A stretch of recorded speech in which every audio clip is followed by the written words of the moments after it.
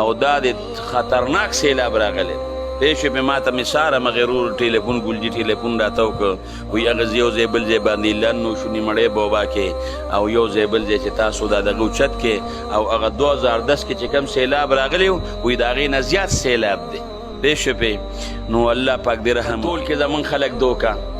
حسد من خلکو کې شته بغض من خلکو کې شته د حرام او د حلال تمیز من خلکو کې نشته دا وګوره که نه وخت په وخت باندې دا مصیبتونه افتونه د سوات نه څومره ماشومان یې یوړل څومره کورونه یې غورځول څومره دوکانونه یې غورځول څومره پلونه یې یوړل یو پل ته په خپله باندې سوچه که ستا د صدریات دا یو پل دا په 15 کاله کې دا یو پل نه دی جوړ شوی که موږ وایو پل یې یوړو خو یو سیکنډ کې هم دا خبره وکړه یو خیړه خو دا جوړېدل بیا څومره موده کې کېږي یو کوټه چې جوړی نو څونه وخت په هغې باندې لګي او څومره پیسې په هغې باندې لګي غټ غټ بلډینګونه د کالام یې وغورځول غټ غټ بلډینګونه د سوات یې وغورځول کورونه یې یوړل کورونه الله دې د خپل قهر نه وساتي او د خپل غضب نه دې الله پاک وساتي ګورې د الله ډېر زیات زور دی زورور څوک دی زورور الله دی ګوره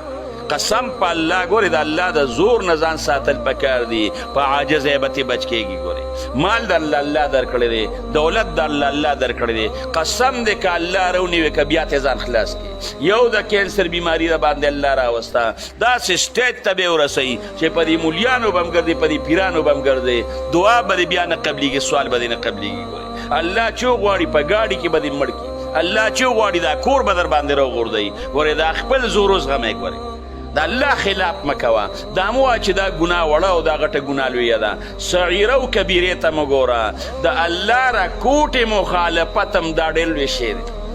راکوټې مخالفت د جلالت الشان نه دا ډېر عظیم شی دی دې ته مه ګوره چې دا ګناه وړه ده زه راشه ور چپه شپې دا بله غټه ده دی نه به ځان وساتم نه چې دا وړم ده نو سوچ وکړه چې زما د رب مخالفت دی او که نه دی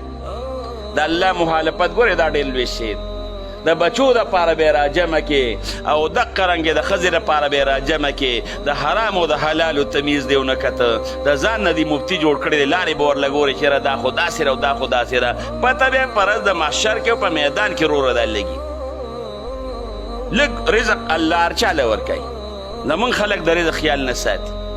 نو د خپلو بچو تربیت دا په ښه طریقه باندې وکړ او په دین مطابق د پاک پیغمبر ورک د سنتو او د قرآن د احکامو مطابق زندگی به تیرو په هغې کې به زمونږ کامیابي دو وکړي